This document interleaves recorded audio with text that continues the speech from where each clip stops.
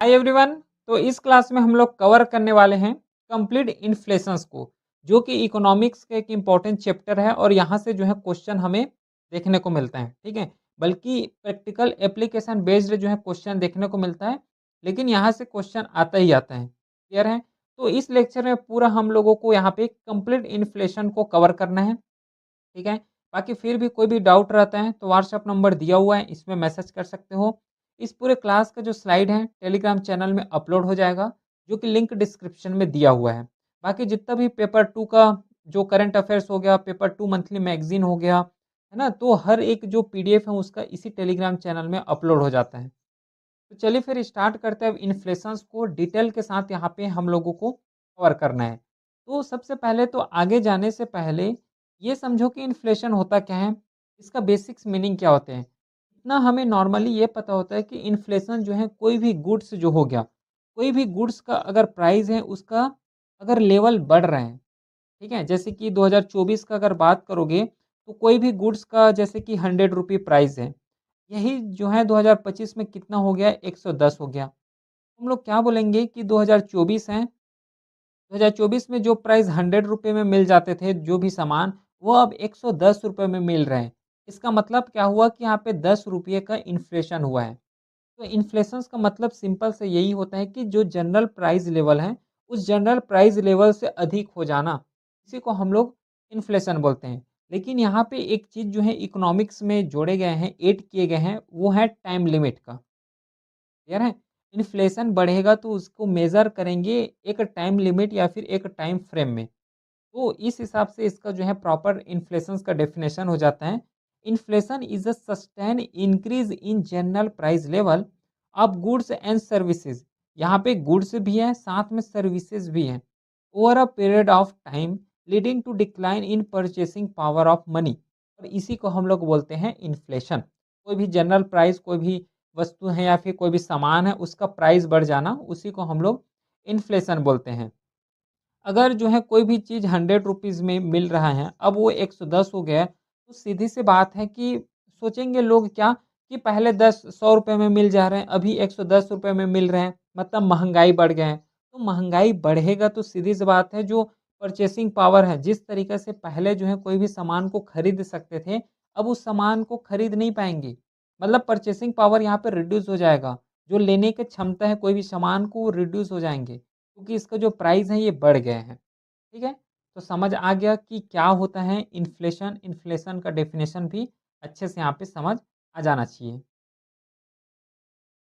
तो देखो, ये जो इन्फ्लेशन है, अब इन्फ्लेशन हो रहे हैं, महँगाई बढ़ रहे हैं, तो इसका भी डिफरेंट डिफरेंट कॉजेज़ हैं। उस कॉजेज़ को अब हमें जो है वन बाय वन करके डिस्कस करना है। डिफरेंट डिफरेंट कॉजेज़ होते हैं, जिसमें से पहला कॉज़ है जिसे हमें कवर करना है, वो है डिमांड पुल इन्फ्लेशन। इन टाइप का ऐसा जो है मेजर जो कॉजेस हैं उसको हम लोग कवर करेंगे। उसमें से जो है पहला कॉजेस है डिमांड पुल इन्फ्लेशन। इसका मतलब क्या होता है कि कोई भी इकोनॉमी है, जैसे इंडिया का एग्जांपल लेते हैं, तो इंडिया का जो इकोनॉमी है उसमें डिमांड बहुत ज़्यादा हो गया है। ठीक है? डिमांड बहुत ज़्यादा हो गया, कोई भी सामान है, कोई भी वस्तु है, उसका डिमांड बहुत ज़्यादा है, लेकिन सप्लाई उस तरीके से नहीं हो रहा है। ठीक है? जैसे कि कोई भी सामान का जो है डिमांड हो गया 100 रुपीज़, या फिर 100 सामान का यहाँ पे डिमांड है, लेकिन सप्लाई कर रहे हो 80 ही, है ना? 80 ही हम लोग यहाँ पे सप्लाई कर रहे हैं। तो सीधी सी बात है, यहाँ पे ज़्यादा डिमांड होगा मतलब प्राइस उतना ही ज़्यादा बढ़ेंगे। क्योंकि कोई भी सामान को खरीदने वाले बहुत ज़्यादा हैं। तो सेलर क्या करेंगे कि अगर कोई भी सामान 100 रुपए का अगर 110 भी करेंगे, 120 भी करेंगे, तो उसको जो बायर होने वाले हैं, जो खरीदने वाले उसको खरीद लेंगे। अब इससे क्या होगा? खरीद तो लोगे, लेकिन इससे एक चीज़ यहाँ पे नेगेटिव इम्पैक्ट आएगा, वो इन्फ्लेशन का राइज़ देखने को मिलेगा। पहले वही सामान को 100 रुपीज़ में खरीदते थे, है ना? या फिर 100 रुपीज़ में सेल करते थे। अब उस सामान को जो है हम लोग 110, 120 रुपए में खरीद रहे हैं। क्यों खरीद रहे हैं? क्योंकि उसका डिमांड बहुत ज़्यादा है। ठीक है? डिमांड बहुत ज़्यादा है, लेकिन सप्लाई उतना ज़्यादा हो नहीं पा रहा है। सामान कम है लेकिन खरीदने वाले बहुत ज़्यादा हैं। ठीक है? कोई भी थिंग्स बहुत कम है लेकिन खरीदने वाले जो है बहुत ज़्यादा हैं। तो इससे क्या होगा, एक इन्फ्लेशंस का लेवल जो है राइज़ होते हुए दिखाई देंगे। अब इसका भी कई कारण हैं, जैसे कि पॉपुलेशन इंक्रीज़ हो रहे हैं। ये खरीदने वाले ज़्यादा हैं, मतलब पॉपुलेशन ज़्यादा है। ठीक है? तो यहाँ पे पॉपुलेशन का इंक्रीज़ हो गया, गवर्नमेंट जो है स्पेंडिंग बहुत ज़्यादा कर रहे हैं, इंक्रीज़ इन मनी सप्लाई बहुत ज़्यादा हो गया है, क्योंकि इस चीज़ को 110 या फिर ₹100 के सामान को ₹110, ₹120 में खरीद रहे हो। क्यों खरीद पा रहे हो? क्योंकि अपने पास मनी है ना? तो मनी सप्लाई यहाँ पे बहुत ज़्यादा है, एक्सपोर्ट यहाँ पे बहुत ज़्यादा इंक्रीज़ हो गया है। तो ये जो है कुछ कॉजेज़ हैं, डिमांड पुल इन्फ्लेशन एक वन ऑफ द कॉजेज़ हैं, जिसके थ्रू यहाँ पे इन्फ्लेशंस का राइज़ होते हुए दिखाई देते हैं। फिर जो है नेक्स्ट वो है कॉस्ट कॉस्ट पुश इन्फ्लेशन। ये क्या है? कॉस्ट पुश जो इन्फ्लेशन है, इसमें क्या होता है कि जो प्रोडक्शंस का कॉस्ट है, उसका हमें इंक्रीमेंट देखने को मिलता है। अब खुद सोचो यहाँ पे कोई भी प्रोडक्शंस कर रहे हो, प्रोडक्शन इसको हम लोगों ने पहले किए थे मान लो ₹100 में, लेकिन अभी यही प्रोडक्शन में खर्च आ रहे हैं ₹110 में। तो सीधी सी बात है यहाँ पे प्रोडक्शन जो कर रहे हो उसमें भी बहुत ज़्यादा खर्च हो रहा है। अब यहाँ पे ₹110 में बना रहे हो, तो अब ये मार्केट में इसे सेल करोगे तो मान लो ₹120, ₹150 में सेल करोगे। तो पहले उसी चीज़ को ₹100 में बनाते थे, तो सपोज़ करो उसको ₹110 में सेल कर रहे हो या फिर ₹140 140 में सेल कर रहे हो। तो यहाँ पे क्या हो गया? जो प्रोडक्शन है पहले ₹100 का ₹110 में सेल करते थे, अभी जो है प्रोडक्शंस करने में ही ₹110 हमें लग रहा है। तो उसको डायरेक्टली बात है, स्वाभाविक है कि ₹120 में सेल करोगे। यहाँ से जो है सीधी बात ये है कि यहाँ पे भी जो है हमें प्रोडक्शन लेवल में इन्फ्लेशन देखने को मिल रहा है।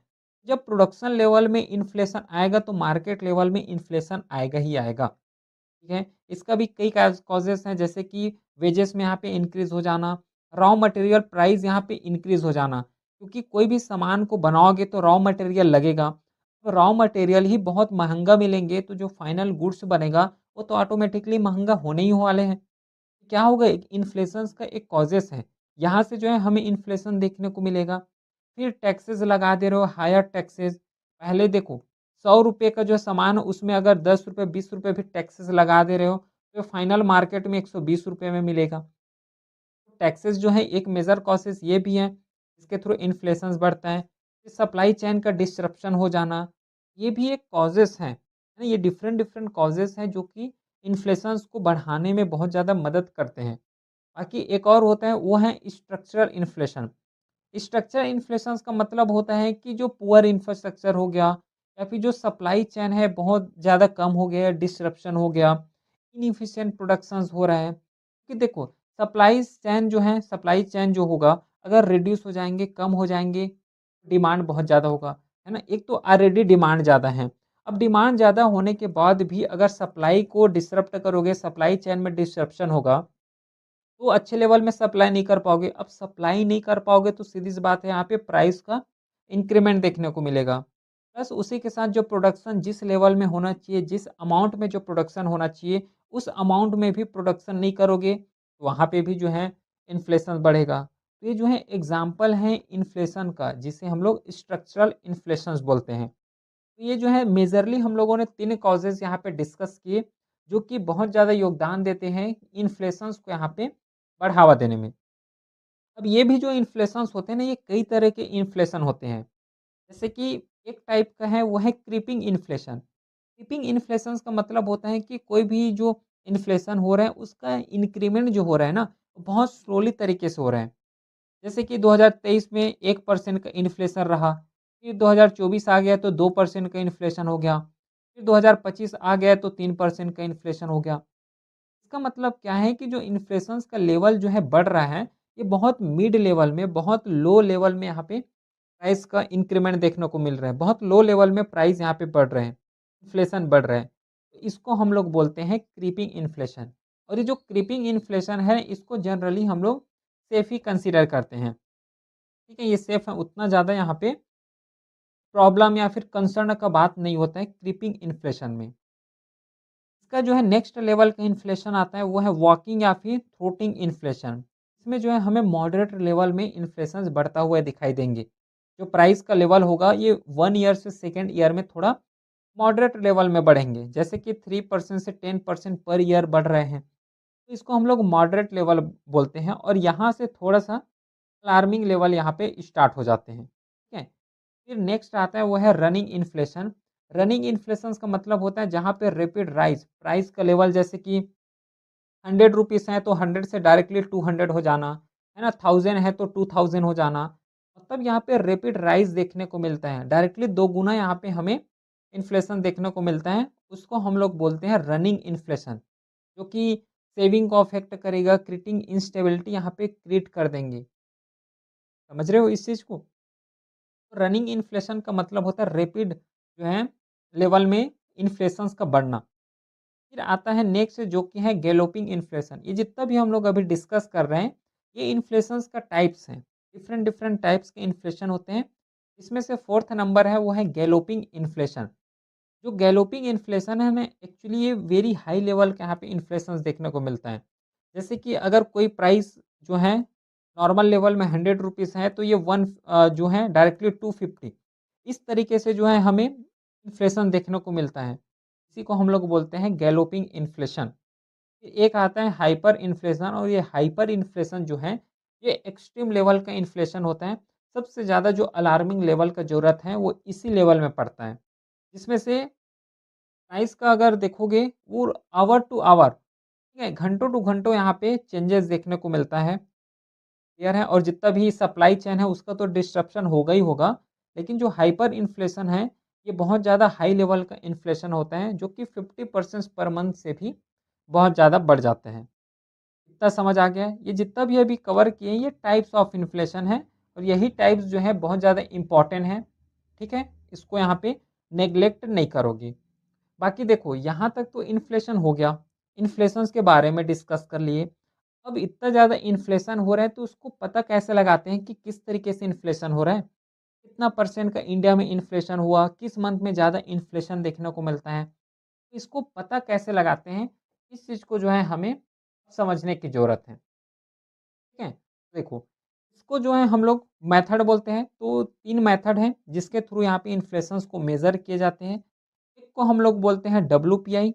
डब्ल्यूपीआई का फुल फॉर्म होता है होलसेल प्राइस इंडेक्स। ठीक है? यहाँ पे लिख देते हैं होलसेल प्राइस इंडेक्स। ये जो है डब्ल्यूपी का शॉर्ट फॉर्म है। ये देखो, डब्ल्यूपी का ये जो है फुल फॉर्म है एक्चुअली होलसेल प्राइस इंडेक्स। ये हो गया। अब इसके बारे में वन बाय वन करके डिटेल में कवर करेंगे। ना सबसे पहले ये क्या होता है थोड़ा-सा इसके बारे में डिस्कस कर लेते हैं। जो होलसेल है ना, वो जो इन्फ्लेशन हम लोग मेज़र करेंगे होलसेल लेवल में मेज़र करेंगे। हम लोग क्या है कंज़्यूमर हैं, ठीक है? डायरेक्टली जो फाइनल गुड्स हैं जो कि हम लोग डायरेक्टली कंज़्यूम करेंगे, उसको हम लोग कंज़्यूमर बोलते हैं। तो यहाँ पे हम लोगों का कोई रोल नहीं होता। जो कंज़्यूमर है उसका कोई रोल नहीं होता। जो होलसेल में जो बल्क अमाउंट में सामान यहाँ पे बाई करते हैं या फिर सेल करते हैं, उसमें जो है कितने लेवल में या फिर कितना परसेंट का जो इन्फ्लेशन है, उसको यहाँ पे मेज़र करने का काम जो है होलसेल प्राइस इंडेक्स के द्वारा किए जाते हैं। फिर नेक्स्ट जो है वो है सीपीआई।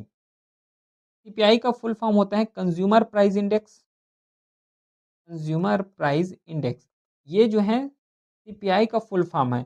अब यहाँ पे लिखा हुआ है कंज्यूमर। कंज्यूमर का मतलब जैसे कि हम लोग कंज्यूमर हैं, जो फाइनल गुड्स है उसको हम लोग डायरेक्टली कंज्यूम करेंगे। अब ये जो है कोई प्रोसेस में नहीं जाने वाले हैं। तो कंज्यूमर लेवल में मतलब जो मार्केट लेवल जो बेस लेवल है वहाँ पे जो प्राइस का या फिर वहाँ से जो इन्फ्लेशन का मेज़र करते हैं उसको हम लोग बोलते हैं कंज्यूमर प्राइस इंडेक्स। इसी के थ्रू यहाँ पे मेज़र किए जाते हैं। नेक्स्ट आता है जीडीपी डिफ्लेटर। जीडीपी डिफ्लेटर का मतलब होता है कि जो नॉर्मल प्राइस है वो प्रीवियस ईयर से कितना यहाँ पे इन्फ्लेशन हुआ। जैसे देखो 2024 आ गया, 2024 पहले हैं, अभी चल रहे हैं 2025। तो 2025 में या फिर 2024 में मान लो 100% पूरा जीडीपी रहा। लेकिन यहाँ पे 2025 में भी 100% जीडीपी रहा। लेकिन 100% जीडीपी कोई सामान जो है 2024 में मान लो ₹10 में मिल रहे हैं, लेकिन वही सामान 2025 में 100 या फिर ₹12 में मिल रहे हैं। इसका मतलब क्या हुआ कि जीडीपी तो सेम है, जीडीपी में हमें कोई फ़र्क नहीं मिला, लेकिन उसका जो प्राइस है ये बढ़ गया। उसको हम लोग बोलते हैं जीडीपी डेफ्लेटर। क्लियर है? बाकी वन बाय वन करके इसका डेफिनेशन हर एक चीज़ को अब डिटेल के साथ कवर करते हैं, जिसमें से पहला है होलसेल प्राइस इंडेक्स। होलसेल का मतलब होता है कि average change in price of goods at the wholesale level. जो बल्क अमाउंट में सेल करते हैं या फिर बाई करते हैं, उस लेवल में जो इन्फ्लेशंस को यहाँ पे इंडेक्स किए जाते हैं, उस लेवल में जो इन्फ्लेशन उसको मेज़र किए जाते हैं, उसको हम लोग बोलते हैं होलसेल प्राइस इंडेक्स। इसे जो है ऑफिस ऑफ इकोनॉमिक एडवाइज़र इसके द्वारा पब्लिश किए जाते हैं, जो कि मिनिस्ट्री ऑफ कॉमर्स और इंडस्ट्री के अंदर ही आते हैं। और इन्होंने जो है अपना बेस ईयर यहाँ पे बना के रखा है, वो है 2011-12। 2011 और 12 जो है ये एक बेस ईयर है, क्लियर है? अब बेस ईयर क्या होता है? नेशनल इनकम में डिटेल के साथ हम लोगों ने कवर कर चुके हैं। बाकी डब्ल्यूपीआई का पर्पस क्या है? जो होलसेल प्राइस इंडेक्स है, इसको मेज़र एक्चुअली किए ही क्यों जाते हैं?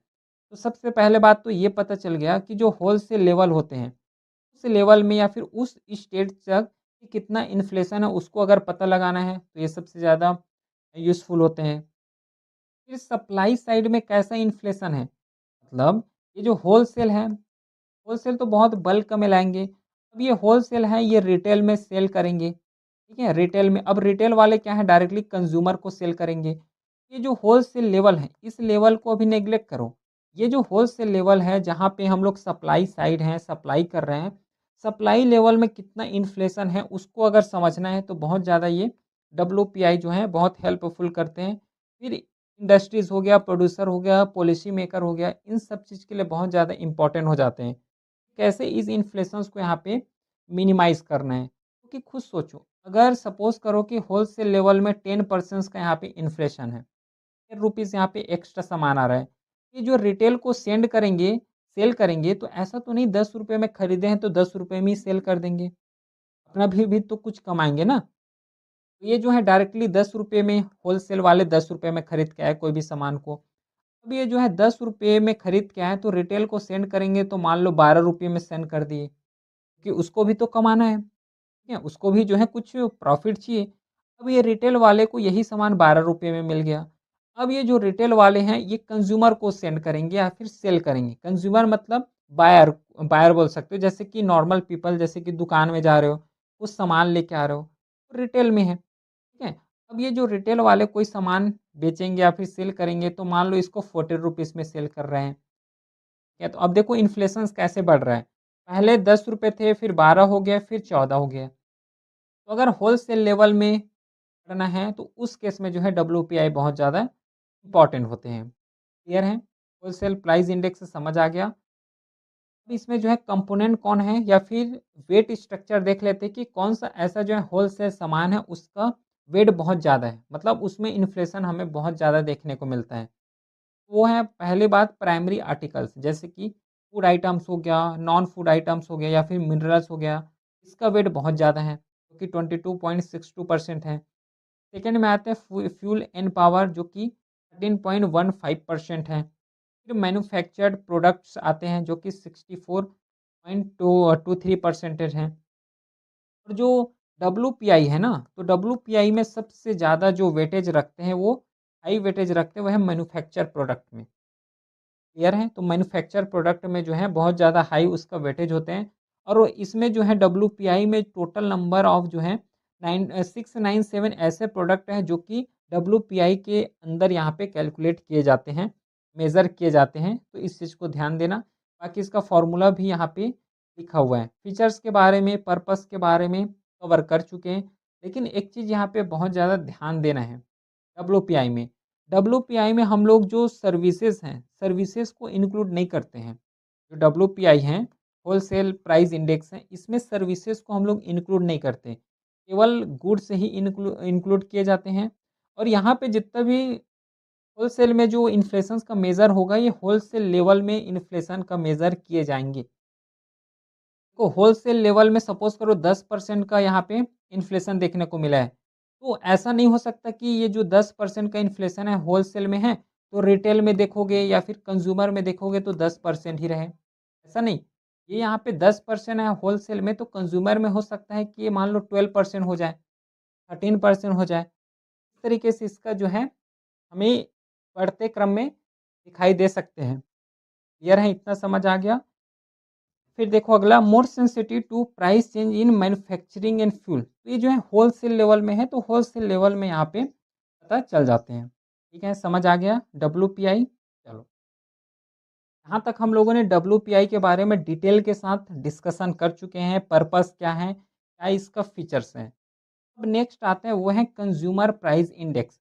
कंज्यूमर मतलब फाइनल लेवल में जो नॉर्मल पीपल हैं, वो कोई सामान ले रहे हैं अपने कंज्यूम करने के लिए, वो आगे और जो है प्रोसेस में नहीं होगा, डायरेक्टली वो कंज्यूम करने के लिए उस सामान को खरीदेंगे, तो उस लेवल में जो इंडेक्स या फिर उस लेवल में जो मेज़र किए जाते हैं, वो है consumer price index. Average changes in price of goods and services consumed by household at retail level. ठीक है? और it is the official measure of inflation in India. ध्यान देना, ये जो कंज्यूमर प्राइस इंडेक्स हैं, यही जो है ऑफिशियल लेवल हैं, जहाँ पे इन्फ्लेशंस को इंडिया में मेज़र किए जाते हैं। इसे जो है एनएसओ, जो नेशनल स्टैटिस्टिकल ऑफिस है, जो ministry of statistics and programme implementation के अंदर आते हैं, इसके द्वारा इसे जो है पब्लिश किए जाते हैं। और इसके द्वारा जो है 2012 इन्होंने बेस ईयर जो है डिक्लेयर किए हैं। ठीक है? तो इसको भी याद रखना, बेस ईयर बहुत ज़्यादा इम्पॉर्टेंट होते हैं। क्लियर है? चलो, देखो यहाँ पे क्यों इम्पॉर्टेंट है सीपीआई को जो है मेज़र करना। अभी तो हम लोगों ने डब्ल्यूपीआई को मेज़र किए हैं, तो डब्ल्यूपीआई से मेज़र कर लेते हैं। कंज़्यूमर प्राइस इंडेक्स जो है, अभी इसको मेज़र करने की क्या ज़रूरत है? देखो, बहुत ज़्यादा ज़रूरत है।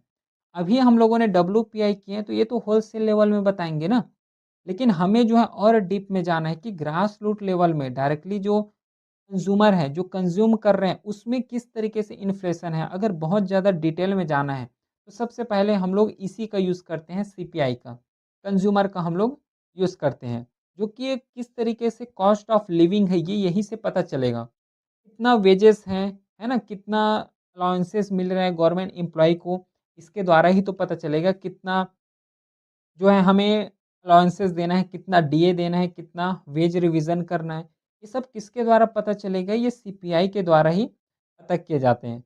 अब देखो यहाँ पे सीपीआई है, कंज्यूमर लेवल है, मतलब डायरेक्टली जो है ग्रास रूट लेवल है। अब इस ग्रास रूट लेवल को यहाँ पे अंडरस्टैंड करना एक बहुत ज़्यादा डिफ़िकल्ट हो जाएगा, जब तक इसको और डिवाइड लेवल में डिस्कस ना किए जाओ तो। ठीक है? होलसेल तो ठीक है, कुछ डिटेल में सामान हम लोग रख लिए, होलसेल लेवल में उसको डिक्लेयर कर दिए। होलसेल लेवल में उसको हम लोग मेज़र कर लिए। लेकिन रिटेल है, तो रिटेल में और सामान यहाँ पे एक्स्ट्रा इंक्लूड हो जाएँगे। जैसे सीपीआई अगर रूरल लेवल में कैलकुलेट करना है, तो उसके लिए अलग कैलकुलेट होगा। अगर अर्बन लेवल में जो है कैलकुलेट करना है, तो उसके लिए सीपीआई अर्बन करके जो है या जो है मेज़र किए जाते हैं। ये भी सीपीआई का सब टाइप है, जिसके बारे में अभी हम लोग डिस्कस करते हैं। पहला है सीपीआई रूरल, मतलब जितना भी कंज्यूमर प्राइस इंडेक्स को मेज़र किए जाएँगे, वो रूरल लेवल में यहाँ पे किए जाएँगे। ठीक है? इसे जो है एनएसओ के द्वारा पब्लिश किए जाते हैं। फिर सेम सीपीआई अर्बन लेवल में आते हैं, इसे भी एनएसओ के द्वारा पब्लिश किए जाते हैं। फिर जो है रूरल और अर्बन, इन दोनों को जो है कंबाइन करके और एक डाटा यहाँ पे प्रिपेयर किए जाते हैं या फिर मेज़र किए जाते हैं।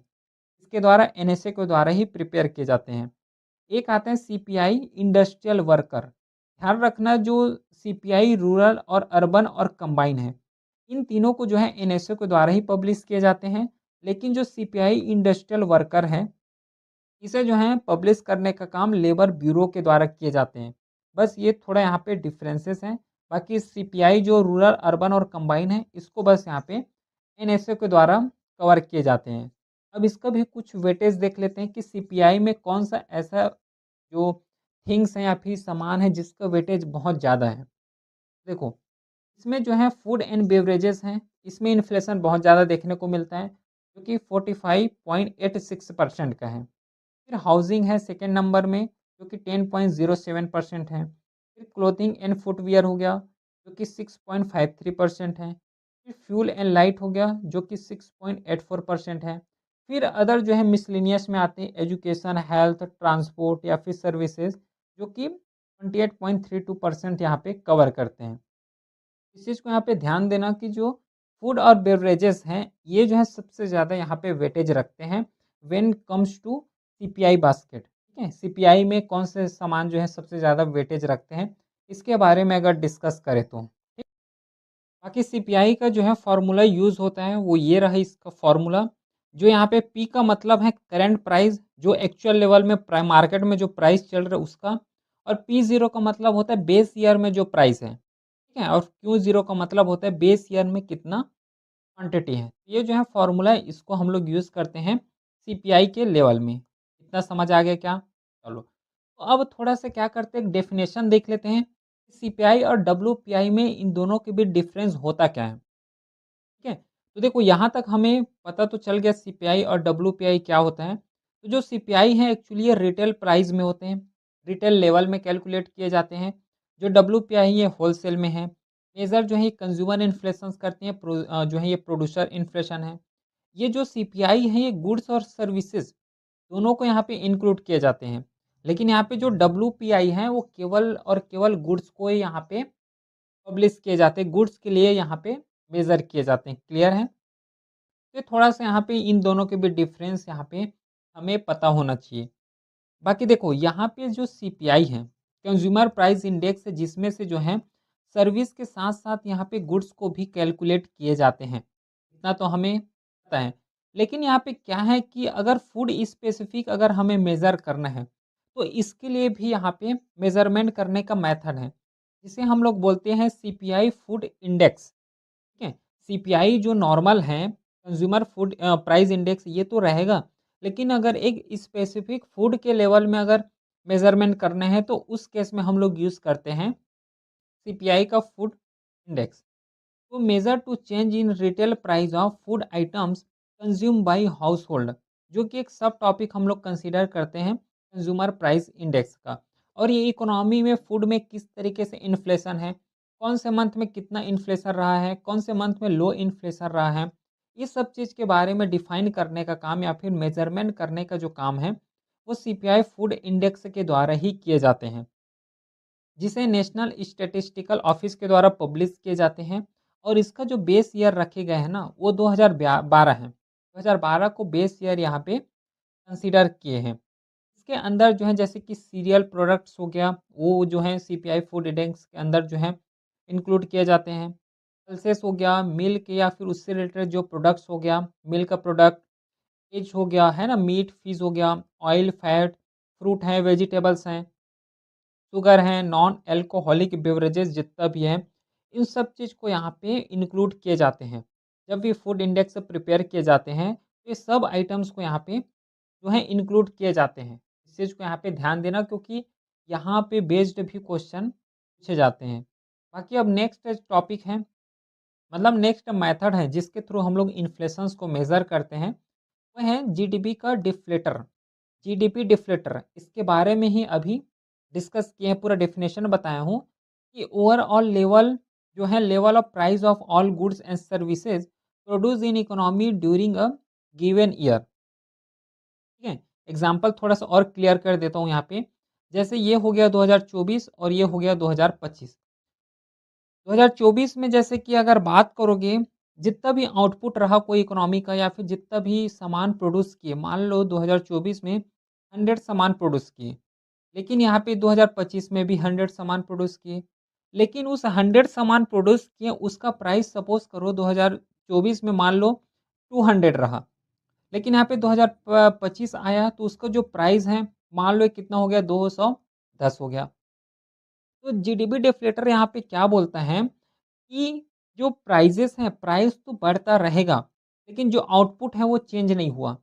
आउटपुट सेम रहा लेकिन उसका जो है प्राइस बढ़ गया। और इसी को यहाँ पे मेज़रमेंट करने का काम जीडीपी डिफ्लेटर के द्वारा किए जाते हैं। यहाँ पे जीडीपी डिफ्लेटर कितना हुआ? 2024 में 200 रहा, 2025 में 210 हो गया। मतलब यहाँ पे 10% का जीडीपी डिफ्लेटर रहा है। और वही चीज़ यहाँ पे लिखा हुआ है कि it shows how much of the change in GDP is due to change in price. यहाँ पे प्राइस का चेंजेस होगा, लेकिन जो आउटपुट है, आउटपुट में हमें चेंजेस देखने को नहीं मिलेगा। ठीक है? इसी को हम लोग बोलते हैं जीडीपी का डिफ्लेटर या फिर जीडीपी डिफ्लेटर। इसका फॉर्मूला होता है नॉमिनल जीडीपी और रियल जीडीपी इंटू 100। जब हम लोग नेशनल इनकम को कवर किए हैं ना, तो नेशनल इनकम में हम लोगों ने इसके बारे में डिटेल से डिस्कस किए हैं। ठीक है? नॉमिनल जीडीपी क्या है, रियल जीडीपी क्या होता है, उसी के साथ जीडीपी का डिफ्लेटर क्या होता है, इसके बारे में। लेकिन यहाँ पे भी अच्छे खासे ही डिस्कस कर रहे हैं। जो नॉमिनल जीडीपी है, नॉमिनल जीडीपी मतलब जीडीपी को कैलकुलेट करोगे, लेकिन जो करंट प्राइस लेवल है, जो मार्केट में जिस तरीके का प्राइस है, उस प्राइस को यहाँ पे एज्यूम करते हुए जीडीपी को कैलकुलेट करोगे। उसको हम लोग बोलते हैं नॉमिनल जीडीपी। लेकिन अगर कोई जीडीपी को कैलकुलेट कर रहे हो, लेकिन उसको बेस ईयर मान के कैलकुलेट कर रहे हो, मतलब बेस ईयर में जितना प्राइस था, उसी को मान के, उसी प्राइस को मान के अगर जीडीपी को कैलकुलेट करोगे, तो उसको हम लोग बोलते हैं रियल जीडीपी। तो ये जो है नॉर्मल इसमें डिफरेंसेस होते हैं नॉमिनल जीडीपी और जो है रियल जीडीपी में। देखो, अगर जो जीडीपी डिफ्लेटर हैं, अगर 100 बता रहे हैं, कोई भी इकोनॉमी का जीडीपी डिफ्लेटर अगर 100 है, इसका मतलब ये हुआ कि वहाँ पे कोई इन्फ्लेशन हमें देखने को नहीं मिलेगा। क्योंकि वहाँ पे जो है पूरा 100% मतलब 100% वहाँ पे इक्वली है। जितना भी प्राइस है वो नॉर्मल है, कांस्टेंट है ना? एज़ अ स्टैग्नेशन की तरह काम कर रहे हैं। फ्लक्चुएशन हमें देखने को नहीं मिल रहा है। तो जीडीपी डिफ्लेटर अगर 100 हुआ, तो प्राइस लेवल या फिर जो वहाँ पे कोई इन्फ्लेशन नहीं होगा। अगर 100 से ज़्यादा हो गया तो प्राइस लेवल यहाँ पे इंक्रीज़ होगा, मतलब इन्फ्लेशन होगा। और 100 से अगर कम हो गया मतलब प्राइस लेवल अगर डिक्रीज़ हो रहे हैं तो इन्फ्लेशन यहाँ पे कम हो रहे हैं, जिसी को हम लोग बोलते हैं डिफ्लेशन। ठीक है, इतना समझ आ गया? तो जो जीडीपी डिफ्लेटर हैं, इसे पब्लिश किए जाते हैं एनएसओ के द्वारा, नेशनल स्टैटिस्टिकल ऑफिस है, इसके द्वारा पब्लिश किए जाते हैं। और इन्होंने जो है अपना बेस ईयर 2011 और 12 को इस्टैब्लिश किए हैं। ठीक है? 2011 और 12 को यहाँ पे इन्होंने बेस ईयर इस्टैब्लिश किए हैं, तो इस चीज़ को यहाँ पे ध्यान दोगे। इसी के रिस्पेक्ट में अभी हम लोग जो है मेज़रमेंट समझे, मेथड समझे हैं, तो इसी के रिस्पेक्ट में एक और मेथड होता है, जिसे हम लोग बोलते हैं प्रोड्यूसर प्राइस इंडेक्स। इस तरीके से भी हम लोग जो हैं जीडीपी को सॉरी, जो मेथड है जिस तरीके से इन्फ्लेशन को जो है मेज़र किए जाते हैं, ये भी एक तरीका का मेथड है जिसके थ्रू हम लोग इन्फ्लेशन को मेज़र करते हैं। इसमें क्या होता है कि जो प्राइस लेवल है, चेंजेस हैं, उसको तो यहाँ पे मेज़र करेंगे, लेकिन ये जो है प्रोड्यूसर लेवल में चेंज करेंगे। प्रोड्यूसर लेवल में यहाँ पे इंडेक्स प्रिपेयर किए जाते हैं, मेज़रमेंट किए जाते हैं। और इसमें ध्यान रखना, गुड्स के साथ-साथ सर्विसेज़ को भी इंक्लूड किए जाते हैं। जैसे समझना, एकदम बेसिक एग्ज़ाम्पल समझना, जैसे कि कोई जो फैक्ट्री है वो ब्रेड बना रहे हैं, ठीक है? अब ब्रेड बनाने के लिए हमें क्या चाहिए? एक तो मिल्क चाहिए, ठीक है? मिल्क चाहिए, उसके साथ हमें ब्रेड भी चाहिए, ठीक है?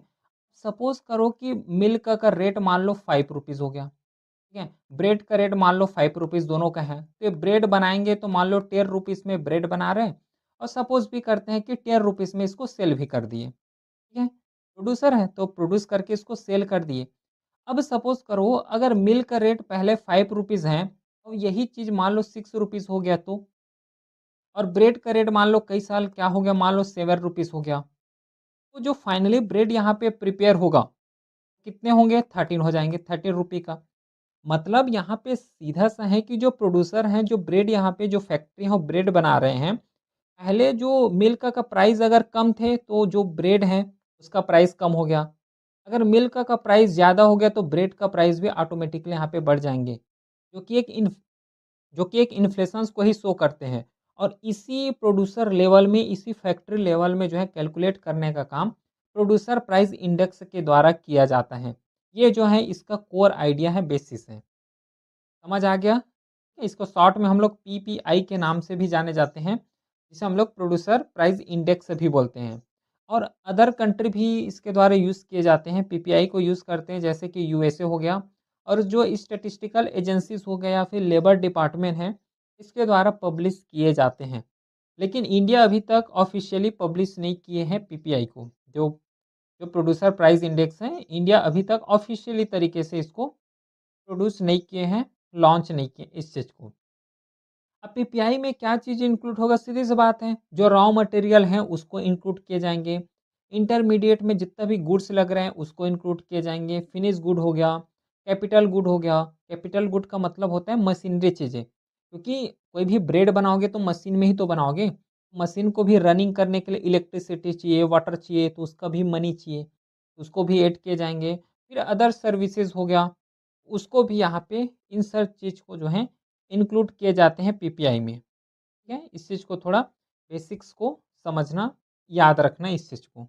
ठीक है? इतना समझ आ गया क्या? चलो, यहाँ तक तो हम लोगों ने टाइप्स भी कवर कर लिए, डेफ़िनेशन और कुछ कॉन्सेप्ट भी डिस्कस किए।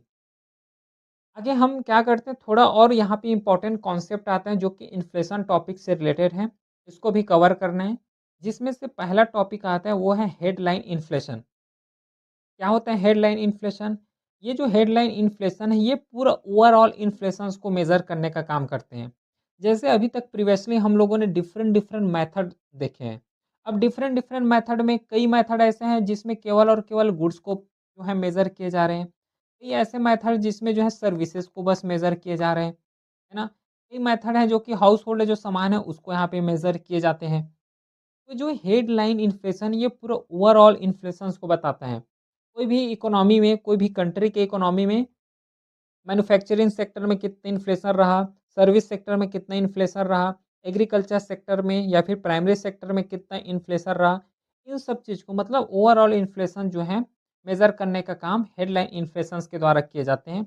इसमें जैसे कि फूड आइटम्स भी इंक्लूड हैं, फ्यूल हो गया, सर्विस हो गया, इन सब चीज़ को यहाँ पे मेज़र करने का काम जो है इसी के द्वारा किए जाते हैं। और साथ ही साथ इसमें जो वोलेटाइल आइटम्स हो गया, वोलेटाइल का मतलब होता है कि फ्रीक्वेंटली उसका प्राइस यहाँ पे बढ़ते ही चले जाते हैं। फ्रीक्वेंटली उसका प्राइस कभी बढ़ गया, कभी नीचे हो गया, कभी इंक्रीज़, कभी डिक्रीज़। इसको हम लोग बोलते हैं वोलेटाइल आइटम्स। जैसे कि फूड हो गया, फ्यूल्स हो गया। इसका जो प्राइस है कभी बढ़ गया, कभी कम हो गया। इसको हम लोग वोलेटाइल आइटम्स बोल रहे हैं, ठीक है? उसी के साथ जो है सीपीआई कंबाइन यूज़ करने का बहुत अच्छा काम आते हैं। हेडलाइन इन्फ्लेशन जो कि जो सीपीआई कंबाइन जो इंडेक्स है इसको प्रिपेयर करते हैं इंडिया तो इसका यूज़ किए जाते हैं। फिर न्यूज़पेपर में रिपोर्ट करने का काम, ये जो है डिफरेंट डिफरेंट इसका जो है हेडलाइन इन्फ्लेशंस का यूज़ हमें देखने को मिलता है। इतना समझ आ गया? यहाँ तक हम लोगों ने एक इन्फ्लेशंस का टर्म समझे वो है हेडलाइन इन्फ्लेशन। सेकंड टर्म आता है वो है कोर इन्फ्लेशन। कोर इन्फ्लेशंस का मतलब होता है जितना भी स्टेबल सामान हो गया, ठीक है? जितना भी स्टेबल सामान है, उसी को हम लोग यहाँ पे उसका इन्फ्लेशन हम लोगों को यहाँ पे मेज़र करना होता है। जितना हाई वोलेटाइल आइटम्स हैं उसको एक्सक्लूड करोगे और जितना स्टेबल आइटम्स हैं उसी को हम लोग यहाँ पे इंक्लूड करके उसका इंडेक्स प्रिपेयर करेंगे, ठीक है? देखो जितना हाई वोलेटाइल आइटम जैसे कि फूड हो गया, फ्यूल, एनर्जी ये बहुत ज़्यादा वोलेटाइल आइटम्स हैं, तो इसको हम लोग यहाँ पे प्रिपेयर नहीं करेंगे। लेकिन जो कोर इन्फ्लेशन है, जो हम लोग उसको बोल सकते हैं जो अनअफेक्टेड होता है, जो स्टेबल तरीके से चलते रहते हैं, उसको हम लोग बोलते हैं कोर इन्फ्लेशन। समझ आ गया इतना चीज़? फिर नेक्स्ट आता है रिफाइन कोर इन्फ्लेशन। तो जो कोर इन्फ्लेशन है ना, उसका एक और एक्सटेंडेड वर्ज़न है, ठीक है? तो जो कोर इन्फ्लेशन हम लोग डिस्कस किए जिसमें से हाई वोलेटाइल है उसको जो है एक्सक्लूड कर रहे हैं। सेम इसमें भी जो है फर्दर यहाँ पे वर्ज़न लाए गए हैं। इसमें और इसका जो है डायमेंशंस को एक्सटेंड किए गए हैं। जिसमें से जो है ट्रांसपोर्ट फ्यूल हो गया, इलेक्ट्रिसिटी हो गया, फिर जैसे सम वोलेटाइल आइटम में फूड हो गया, है ना? फ्यूल हो गया, इन सब चीज़ को और यहाँ पे क्या कर दिए जाते हैं, एक्सक्लूड कर दिए जाते हैं। इसी को हम लोग बोलते हैं रिफाइंड कोर इन्फ्लेशन। क्लियर है? ये समझ आ गया? तो बाकी ये जो है कंपैरिज़न टेबल भी दिया हुआ है, इसको कंपेयर करना है कि वन बाय वन करके हम लोगों ने हेडलाइन इन्फ्लेशंस को भी डिस्कस किए हैं। कोर इन्फ्लेशन और उसी के साथ जो है रिफाइंड इन्फ्लेशन को भी डिस्कस किए हैं। जस्ट अंडरस्टैंडिंग के लिए जो है टेबल दिए गए हैं, इस टेबल को यहाँ पे कवर करोगे। और इन्हीं के साथ जो है एक कर्व बहुत ज़्यादा इंपॉर्टेंट है और इस कर्व से रिलेटेड क्वेश्चन पूछे जाते हैं। ये जो फिलिप्स कर्व है ना एक्चुअली ये रिलेशन बनाते हैं और ख़ासकर जो है ये इनवर्स रिलेशन बनाते हैं। मतलब इन्फ्लेशन और अनएम्प्लॉयमेंट में ये जो है इनवर्स रिलेशन बताते हैं। कैसे? अगर इन्फ्लेशन ज़्यादा हुआ तो अनएम्प्लॉयमेंट कम हो जाएगा, अगर इन्फ्लेशंस कम हुआ तो अनएम्प्लॉयमेंट बढ़ जाएगा। क्लियर है? ये जो है यही इनवर्स रिलेशंस को यहाँ पे डिफाइन करने के लिए फिलिप्स कर्व यहाँ पे लिए जाते हैं, यूज़ में लिए जाते हैं। जैसे देखो यहाँ पे इन्फ्लेशन अगर पीक में हो गया, तो जो अनएम्प्लॉयमेंट होगा ये पूरा नीचे चले जाएँगे, ठीक है? यहाँ पे वही चीज़ लिखा हुआ है when inflation is high, unemployment tend to low और when inflation is low, unemployment tend to high. यही चीज़ को यहाँ पे समझना है, जो कि 1958 में इसे इंट्रोड्यूस किए गए थे ए.डब्ल्यू. फिलिप्स के द्वारा। बाकी इसका रिलेशनशिप के बारे में अगर डिस्कस करेंगे, तो अभी डिस्कस किए हैं कि अगर अनएम्प्लॉयमेंट अगर लो है तो वेजेस जो हैं ज़्यादा हो जाएँगे। क्योंकि देखो अंडर एम्प्लॉयमेंट या फिर अनएम्प्लॉयमेंट है, तो अगर पीपल एम्प्लॉयमेंट होंगे तो सबसे पहले तो डिमांड करेंगे कि जो है वेजेस हमारा ज़्यादा होना चाहिए इस तरीके से। और कोई पर्सन्स के पास अगर वेजेस ज़्यादा है मतलब उसके पास इनकम जो हो रहा है ना, इनकम बहुत ज़्यादा है। अब इनकम ज़्यादा है तो सीधी-सी बात है जो इकोनॉमी में स्पेंड होगा, वो भी ज़्यादा बढ़ेंगे। अब स्पेंड ज़्यादा होंगे इकोनॉमी में मतलब इकोनॉमी में जो है मनी ज़्यादा सप्लाई होगा। अब मनी ज़्यादा सप्लाई होंगे तो इन्फ्लेशन का राइज़ होना, सीधी-सी बात है इन्फ्लेशन राइज़ होगा ही होगा। ठीक है? तो इस तरीके से जो है इसका रिलेशनशिप डिफाइन किए जाते हैं। क्लियर है? ठीक। यहाँ तक हम लोगों ने तो डिस्कस कर लिए। अब देखो यहाँ पर इतना बार-बार इन्फ्लेशन हो रहा है, तो इन्फ्लेशंस के लिए भी तो कुछ मेजर लिए जाते होंगे। तो अब हम लोग थोड़ा डिस्कस करते हैं कि measure to check control in inflation किस तरीके से जो है यहाँ पे इन्फ्लेशंस को कम किए जाते हैं। तो यहाँ पे मेजॉरिटी हम लोग 3-4 ऐसे जो है टॉपिक हैं, है ना? या फिर ऐसे जो है मेज़रमेंट है, मेथड है जिसके थ्रू यहाँ पे इन्फ्लेशंस को कम किए जाते हैं। इसमें से पहला है मॉनेटरी मेज़रमेंट, सेकंड आता है फिस्कल मेज़रमेंट और थर्ड आता है सप्लाई साइड और फोर्थ हम लोग डिस्कस कर सकते हैं एडमिनिस्ट्रेटिव मेज़रमेंट। ये जो है कुछ टॉपिक हैं और इसके थ्रू जो है मेज़रमेंट किए जाते हैं, कंट्रोल किए जाते हैं कोई भी इकोनॉमी के इसको इन्फ्लेशंस को। और इसमें से सबसे पहले हमें डिस्कस करना है वो है मॉनेटरी मेज़रमेंट। मॉनेटरी का मतलब होता है जो आरबीआई के द्वारा परफ़ॉर्म किए जाते हैं, ठीक है? एक होता है मॉनेटरी जो कि आरबीआई के द्वारा परफ़ॉर्म किए जा रहे हैं और एक होता है फिस्कल, फिस्कल जो है गवर्नमेंट के द्वारा परफ़ॉर्म किए जाते हैं, ठीक है? अगर गवर्नमेंट के द्वारा जो है इन्फ्लेशंस को रिड्यूस किए जा रहे हैं तो उसको हम लोग बोलेंगे फिस्कल मेज़रमेंट। अगर आरबीआई के द्वारा अगर इन्फ्लेशंस को रिड्यूस किए जा रहे हैं तो उसको हम लोग बोलते हैं मॉनेटरी मेज़रमेंट। इस चीज़ को ध्यान दोगे। पहला जो है रेपो रेट को इंक्रीज़ कर दो। रेपो रेट का मतलब होता है कि जैसे कि हम लोग जैसे कि एक बैंक है। अब बैंक क्या करेगा? केंद्र या फिर आरबीआई के द्वारा जाएँगे, आरबीआई के पास जाएँगे कि हमें जो है लोन दे दो। तो लोन तो देंगे लेकिन उसमें जो है एक इंटरेस्ट रेट लगाएँगे और उसी इंटरेस्ट रेट को हम लोग बोलते हैं रेपो रेट। क्लियर है? अगर रेपो रेट बढ़ा दिए जाओगे, तो बैंक जो है लोन नहीं लेंगे। अब लोन नहीं लेंगे, तो इंडिविजुअल को लोन नहीं देंगे। अब लोन नहीं देंगे, तो मार्केट में जो है मनी नहीं आएगा। अब मनी नहीं आएँगे, तो इन्फ्लेशन जो है ऑटोमैटिकली रिड्यूस हो जाएगा। ठीक है? ये पहला मेथड है कि जो रेपो रेट है, इसको इंक्रीज़ कर दो। सेकंड आता है कि सीआरआर जो कैश रिज़र्व रेशियो है, इनको इंक्रीज़ कर दो। सीआरआर मतलब जो कैश रिज़र्व रेशियो है, इसका मतलब ऐसा है कि कोई भी गवर्नमेंट है कोई भी जो बैंक्स है, बैंक क्या है अपने पास, ठीक है? अपने पास जो है कुछ अमाउंट ऑफ जो है मनी उसको सिक्योर करके रखते ही रखते हैं। उसी को हम लोग बोलते हैं कैश रिज़र्व रेशियो। अगर कैश रिज़र्व रेशियो को यहाँ पे बढ़ा दिया जाए, क्लियर है? अगर कैश रिज़र्व जो है अच्छा 1 सेकंड यहाँ पे समझना जो कैश रिज़र्व रेशियो है ना इसका एक्चुअल मतलब होता है कि ऐसा मनी, ठीक है? बैंक के पास जो मनी है तो उस कुछ फॉर्म ऑफ मनी को जो है सेंट्रल बैंक में रखना पड़ता है। उसको हम लोग बोलते हैं कैश रिज़र्व रेशियो। अब देखो अगर जो है आरबीआई बोले कि हमें ज़्यादा मनी यहाँ पे जो है कैश के फॉर्म में रखो, तो बैंक के पास जो है कम मनी आएँगे। बैंक के पास ज़्यादा मनी नहीं होंगे। अब बैंक के पास खुद ही कम मनी है तो उसको लोन कैसे देंगे आगे इंडिविजुअल को? तो लोन नहीं दे पाएँगे। अब लोन नहीं देंगे तो मार्केट में क्या होगा? सप्लाई नहीं होगा। अब सप्लाई नहीं होगा तो इन्फ्लेशन जो है कम हो जाएँगे। ठीक है? नेक्स्ट मेथड होता है कि एसएलआर को यहाँ पे क्या कर दो? इंक्रीज़ कर दो। एसएलआर का मतलब होता है कि ऐसा मनी, है ना? जो कि गवर्नमेंट जो बैंक्स हैं, बैंक्स अपने पास जो है रिज़र्व करके रखती हैं, उसको हम लोग बोलते हैं एसएलआर, ठीक है? देखो, जो बैंक्स होते हैं ना, जितना भी बैंक्स हैं, तो बैंक्स जो हैं मनी को 2 फॉर्म में रखते हैं। एक फॉर्म में रखेंगे आरबीआई के पास, इसको हम लोग बोलते हैं कैश रिज़र्व रेशियो और ये बैंक जो है खुद के पास जो है कुछ मनी यहाँ पे सिक्योर करके रखते हैं। इसको हम लोग बोलते हैं एसएलआर, स्टेटरी लिक्विडिटी रेशियो।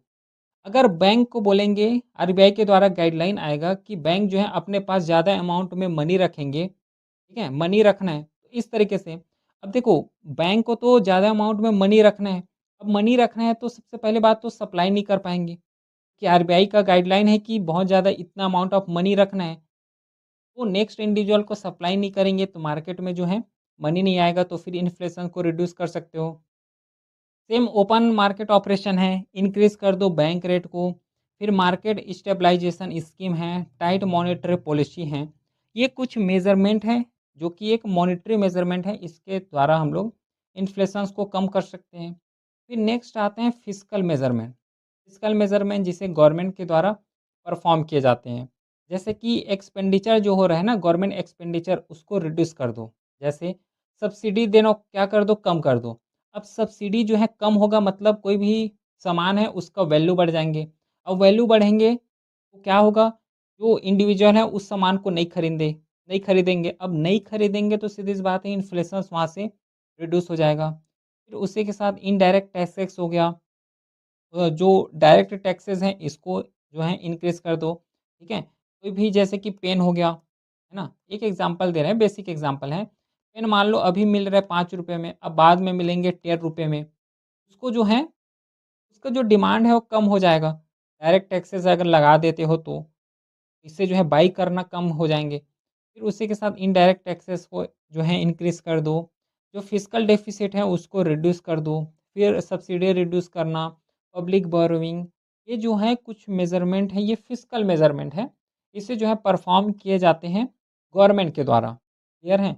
नेक्स्ट आता है सप्लाई साइड जो है मेज़रमेंट, ये लिखा हुआ है। फिर इसी के साथ आता है एडमिनिस्ट्रेटिव मेज़रमेंट, ठीक है? ये टेबल फ़ॉर्मेट में है। तो ये जो मेज़रमेंट है, मेज़रमेंट के बारे में भी पता होना चाहिए, क्योंकि यहाँ से प्रैक्टिकल बेस्ड क्वेश्चन आते हैं, ठीक है? प्रैक्टिकल बेस्ड या फिर इसी को बोल लो एप्लीकेशन बेस्ड जो है क्वेश्चन पूछे जाते हैं। ऐसे क्वेश्चन पूछेंगे कि अगर जो है इन्फ्लेशन को रिड्यूस करना है, तो कौन-कौन से यहाँ पे इफ़ेक्टिव मेज़रमेंट है जिसे अप्लाई किए जा सकते हैं? देखो ऑप्शन दे दिए जाएँगे price control, rationing, essential commodities act, इस तरीके से। हमें पता होना चाहिए, ठीक है? इसी को एप्लीकेशन बेस्ड क्वेश्चन बोलते हैं। यहाँ तक समझ आ गया? चलो, अब हम लोग जो है इस क्लास के लास्ट या फिर एंड पॉइंट में आगे बढ़ते हैं, जिसमें हमें कुछ कॉन्सेप्ट समझना है इकोनॉमिक्स से रिलेटेड, इन्फ्लेशन से रिलेटेड। और उसमें से जो है सबसे पहला है, जिसे हमें कवर करना है वो है डिफ्लेशन। इन्फ्लेशन तो समझ आ गया, अब कवर करो डिफ्लेशन। डिफ्लेशंस का मतलब होता है कि कंटीन्यूअस प्राइस का यहाँ पे फॉल हो जाना, ठीक है? इन्फ्लेशंस का मतलब होता है कंटीन्यूअस प्राइस का राइज़ होना, जिसके थ्रू इन्फ्लेशन होता है। डिफ्लेशन जो है इसका उल्टा है। कंटीन्यूअस जो प्राइस है उसका जो है लो हो जाना, इसी को हम लोग बोलते हैं डिफ्लेशन। और ये जो इन्फ्लेशन जो होता है ये क्या हो जाता है डायरेक्टली नेगेटिव में चले जाते हैं। इसी को हम लोग बोलते हैं डिफ्लेशन।